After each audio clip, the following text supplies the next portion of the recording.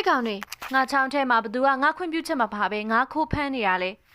အရင်တော့ငါမျိုးနဲ့အလံဝေးတဲ့တောရွာလေးတရွာရှိခဲ့တယ်အဲ့ရွာကိုသွားတဲ့လမ်းကကတ္တရာလမ်းဆိုပေမဲ့လည်းပြက်စီးရွယွင်းပြီးတော့ကျင်းတွေဂျိုင်းတွေနဲ့ပြည့်နေတာပေါ့ရွာတွေကလမ်းတွေကလည်းဖုံတထောင်ထောင်ထနေတဲ့မြင်းနီလမ်းလေးတွေပဲရှိနေပါသေးတယ်ရွာစွန်ကချောင်းရိုးလေးပေးမှာတော့ဥဖိုးလူဆိုတဲ့အဖိုးကြီးတယောက်ရဲ့တဲဆုပ်လေးတစ်လုံးရှိတယ်ဥဖိုးလူကတရွာလုံးကကြောက်ရွံ့ပြီးရှောင်ဖယ်ကြတဲ့သူတယောက်ပေါ့သူကအဲ့ဒီတဲလေးမှာတယောက်တည်းနေပြီးတော့ချောင်းတစ်ခုလုံးကိုသူ့ပိုင်နဲ့လို့တတ်မှတ်ထားတာပါဘသူပဲဖြစ်ဖြစ်အဲ့ဒီချောင်းသားကိုကတ်တာနဲ့ဥဖိုးလူကလောက်လေးခွားနဲ့ရမ်းတန်းပစ်ပြီးတော့မောင်းထုတ်လေးရှိတော့ဘသူမှအနာမကက်ရဲကြပါဘူးဒါပေမဲ့ဒီနေ့မှာတော့ငါးဖမ်းပြီးအသက်မွေးရတဲ့အသက်15နှစ်အရွယ်မောင်မောင်ဆိုတဲ့ကောင်လေးတယောက်ကသူ့တငယ်ချင်းတယောက်နဲ့အတူအဲ့ဒီချောင်းသားကိုရောက်လာခဲ့တာပေါ့သူတို့လေးတွေကဟောင်းနှွမ်းနေတဲ့ငါးချောင်းလေးတွေကိုစီလွယ်ထားခဲ့ကြတယ်မောင်မောင်နဲ့သူ့တငယ်ချင်းတွေကသူတို့ကိုယ်တိုင်လှုပ်ထားတဲ့ဝါးငါးများတဲ့တွေကိုကိုစီကိုင်းပြီးတော့ရွာစွန်ကချောင်းစီကိုရောက်လာခဲ့ကြတယ်။ချောင်းသားကိုရောက်တာနဲ့သူတို့3ယောက်လုံးဟိုကြီးဒီကြီးနဲ့ဥဖိုးလူရဲ့တဲဘက်ကိုအကဲခတ်လိုက်ကြတာပေါ့။ဥဖိုးလူကိုမတွေ့တာနဲ့မောင်မောင်ကဒီနေရာငားပို့ရတယ်ဟာလို့ပြောပြီးတော့ဥဖိုးလူအရင်တုန်းကစောက်ထားခဲ့တဲ့တရားဟောင်းလေးပေါ်မှာငားမြားဖို့တငယ်ချင်းတွေကိုခေါ်လိုက်တယ်။မင်းတို့တေချာကြည့်ထားကြအောင်နော်အဖိုးကြီးထွက်လာရင်ငါတို့လောက်လေးကွားနဲ့စော်နေဦးမယ်။သူတငယ်ချင်းတွေကလည်းသဘောတူပြီးတရားပေါ်ကိုတက်သွားကြတာပေါ့။ဒါပေမဲ့ခဏကြာမှတော့ဟဲ့ကောင်နေငါချောင်းထဲမှာဘသူကငါခိုးဖမ်းခိုင်းလို့လဲကလေး3ယောက်လုံးလဲကြည့်လိုက်တော့ဥဖိုးလူကလောက်လေးကွားကိုအတင်ပြင်ဆင်ပြီးသူတို့စိန်ထားလိုက်တာတွေ့ရတယ်အဲ့ဒါနဲ့အကုန်လုံးလမ်းဖြန့်ပြီးအသက်လူကထွက်ပြေးခဲ့ကြရပါတယ်အင်ကိုပြန်ရောက်တော့မမကသူ့အဖွားတော်ပန်းကိုချက်ချင်းပဲတိုင်တော်ပါတော့တယ်အဖွားကြည်စမ်းပါအောင်ဥဖိုးလူအသားကိုလောက်လေးကွားနဲ့ပြစ်လိုက်တာခေါင်းတောင်ကွဲသွားပြီတော်ပန်းလည်းမြေဖြစ်သူခေါင်းကွဲနေအောင်မြင်တော့ဒေါသတွေအလေးလိုက်ထွက်လာပြီးတော့မမရဲ့လက်ကိုဆွဲကချောင်းဘက်ကိုချက်ချင်းလိုက်သွားပါတယ်အဲ့ဒီချောင်းသားရောက်တာနဲ့ဒေါ်ပန်းကဥဖိုးလူကိုလက်ညှိုးငေါငေါထိုးပြီးတော့ဆဲဆိုကျိမ်းမောင်းတော့တာပေါ့ဒါပေမဲ့ဥဖိုးလူကလည်းအလျှော်မပေးပဲပြန်អော်တဲ့အပြင်ဒေါ်ပန်းကိုပါလောက်လေးကွာနဲ့လှမ်းထုလိုက်သေးတယ်အဲ့ဒါနဲ့မြေဖွား2ယောက်လုံးအိမ်ကိုအမြန်ပြန်ပြေးခဲ့ကြရတယ်နောက်တနေ့မှာတော့ရွာတွေကဘုံကြီးကျောင်းတစ်ကျောင်းမှာအလူပွဲရှိလို့ဒေါ်ပန်းကမောင်မကိုခေါ်ပြီးကျောင်းကိုလာခဲ့ပါတယ်လူကြားထဲမှာဒေါ်ပန်းတယောက်ဥဖိုးလူရဲ့ရက်ဆက်ကြမ်းတမ်းပုံတွေကိုအားရပါရအတင်းပြောနေတော့ရုတ်တရက်ဆိုသလိုဥဖိုးလူတယောက်ကျောင်းဝင်းထဲကိုရှောက်လာတာတွေ့လိုက်ရတယ်သူ့လက်ထဲမှာတော့အရက်ဖြူတပလင်းနဲ့ဒူးရင်သီးအကြီးကြီးတစ်လုံးကိုကင်ထားရတာပေါ့ဟာဥဖိုးလူအဲ့ဒါဒူးရင်သီးနဲ့အရက်ဖြူကိုတွဲစားမလို့လားအဲ့ဒါတွဲစားရင်တေတက်တယ်ဗျလို့ပြောတော့အေးငါသေးလဲမင်းတို့အားလုံးတယောက်မကျန်အကုန်လိုက်ချောင်းမှာကွာလို့တကြောင်လုံးကြားအောင်ဟိန်းဟောက်ပြီးတော့ထွက်သွားပါဒေါ်ပန်းလဲညဉ့်သာတေးလိုက်ပါတော့ဆိုပြီးတော့လက်အုပ်ချီကချိန်စားတိုက်လိုက်လို့ရွာသားတွေကခိနဲ့ရေကုန်ကြတယ်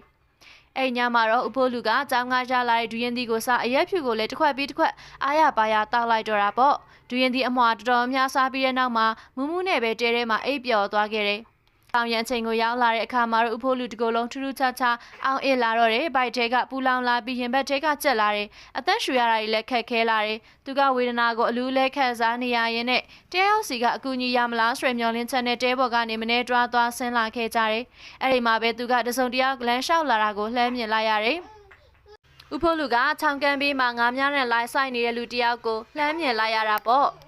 ။သူကအသက်လူတော့အကူကြီးတောင်းဖို့လက်လန်းပြအော်ဟစ်ဖို့စူးစမ်းပေမဲ့ဟိုဘက်ကလူကတော့ဥဖိုးလူထုံးစံတိုင်းလာပြီးမောင်းထုတ်တဲ့အထင်နဲ့လှဲ့တော်မကြည့်ပဲလက်ကထွက်သွားတော့တာပေါ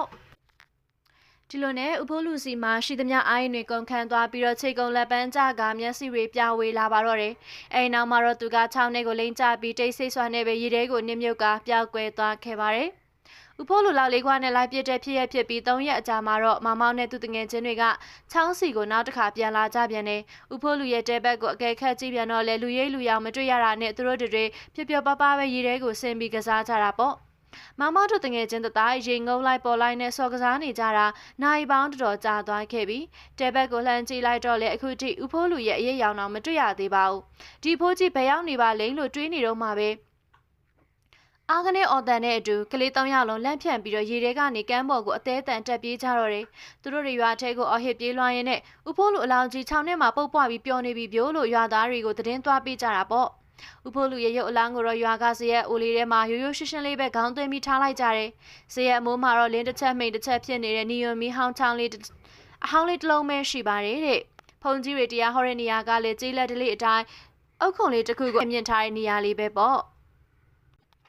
ဥ ဖိုးလူတေဆုံရတဲ့အကြောင်းရင်းနဲ့ပတ်သက်ပြီးရွာသားတွေကတော့ဒူရင်သီးနဲ့အရက်ဖြူတွဲစားလို့ရုတ်တရက်နှလုံးရက်ပြီးသေတာနေမှာလို့ပဲတွက်ဆကြတယ်။ဘာဖြစ်လို့လဲဆိုတော့သူတို့တဲထဲမှာဒူရင်ခွန်နေနဲ့အရက်ပလင်းခွန်တွေကိုတွေ့ခဲ့ရတာကို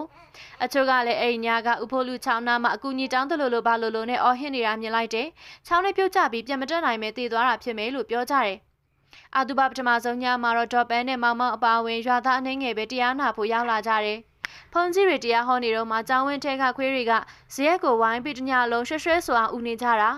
အခမ်းအနားပြီးလို့ဇရက်ချောင်းကိုပိတ်လိုက်တဲ့အချိန်မှာတော့အခေါင်းသားမှာထွန်းထားရေနံစီမီအိမ်ရဲ့အမိန်ပြပြအလင်းရပဲကြံမာတော့တယ်ဒုတိယမြောက်ညမှာတော့အခြေအနေတွေကပိုဆိုးလာပြီးခွေးတွေကဇရက်ကိုဝိုင်းအောင်ပြီးတခုခုကိုမြင်နေသလိုမျိုးအဆက်မပြေကြပြန်နေ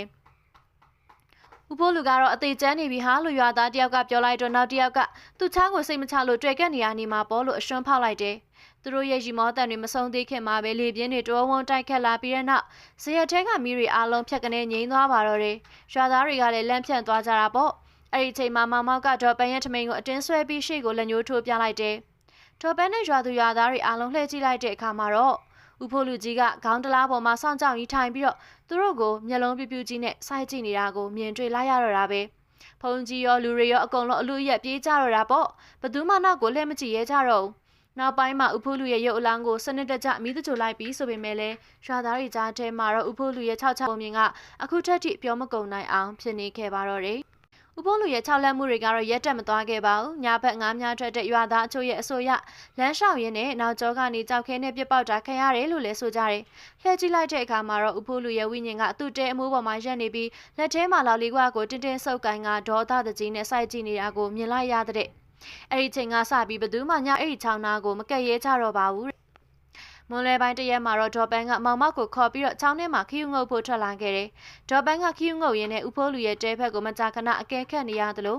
မောင်မောက်ကလည်းကြောက်ကြောက်ရွံ့ရွံ့နဲ့အဖွားနာကနေမခွာပဲကတ်နေခဲ့တာပေါ့။နေဝရီတရောအချိန်ရောက်တော့ဒေါ်ပန်းကကဲတော်ပြီမှောင်တော့မယ်အိမ်ပြန်ကြစို့လို့ခေါ်လိုက်တယ်။မောင်မောက်ကသူ့ခေါင်းကိုအသာလေးပွတ်နေရင်းနဲ့အမြေကြီးပေါ်ကကြောက်ခဲလေးတစ်လုံးကိုကောက်ကြည့်လိုက်တာတွေ့လို့ဒေါ်ပန်းကဟဲ့ကောင်ဘာတွေကောက်နေရလဲလို့မေးလိုက်တယ်။မောင်မောက်ကဘာမှပြန်မပြောဘဲမျက်နှာတစ်ခုလုံးဖြူရောသွားပြီးတော့အဖွားရဲ့နောက်ကျောဘက်ကိုသာစိုက်ကြည့်နေတော့တယ်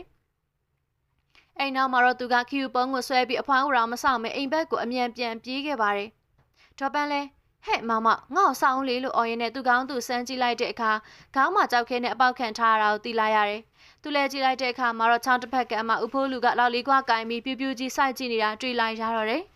မောင်မောက်ငါ့ကိုလည်းစောင့်မအောင်လို့ပြောပြီးတော့အသက်လူကပြေးကြရတော့တာပေါ့နောက်ဆုံးမှာတော့ရွာသားတွေလည်းမခံမရနိုင်ဖြစ်လာတော့တဲ့အတွက်ကြောင့်ဖုန်ကြီးပင်ပြီးဥဖိုးလူရဲ့တဲပပတ်လဲကိုအန်နီယကင်းပရရေတွေဖြန့်ခိုင်းလိုက်တော့တယ်အဲဒီနောက်မှာတဲအုပ်ကိုဖျက်ဆီးပစ်လိုက်ကြတယ်ဒါပေမဲ့လေတနေ့နီးပါးကြာတဲ့အထိညဘက်9ဖက်နဲ့သူတွေကဥဖိုးလူရဲ့ဝိညာဉ်ကချောင်းဖဲမှာလက်ပတ်သွားလာနေတော့မယ်လူတွေကိုလိုက်လံမောင်းထုတ်နေတော့မယ်လို့ပြောစမှတ်ပြုနေကြဆဲပဲဖြစ်ပါတယ်အချိန်တွေကြာလာတာနဲ့အမျှအတွေ့အကြုံတွေကမှေးမှိန်သွားခဲ့ပေမဲ့ဥဖိုးလူရဲ့6ချားစရာကောင်းတဲ့လေကတော့ဒီရွာမှာအမြဲတမ်းပြောစမှတ်တွင်နေအောင်မှာပဲဖြစ်ပါရဲ့ရှင်။